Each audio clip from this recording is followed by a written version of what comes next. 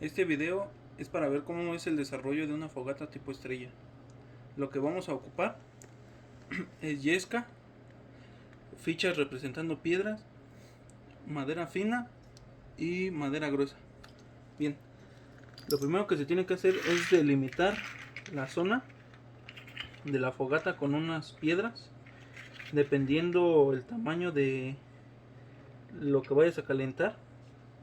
Por ejemplo, en esto tengo un pocillo, entonces queda acorde a. Lo que se tiene que hacer después es poner la yesca, que es el combustible, luego las ramas finas,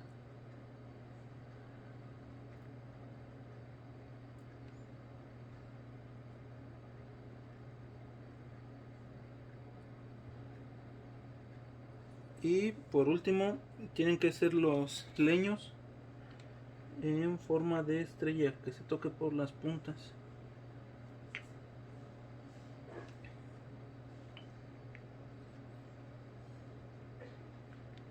Y así es como es una fogata tipo estrella.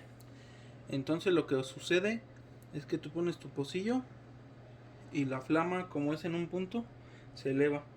Al momento de que se va consumiendo la leña, se tiene que ir empujando, porque solo se va a quemar la mitad y se tiene que ir empujando para que pueda seguir la fogata.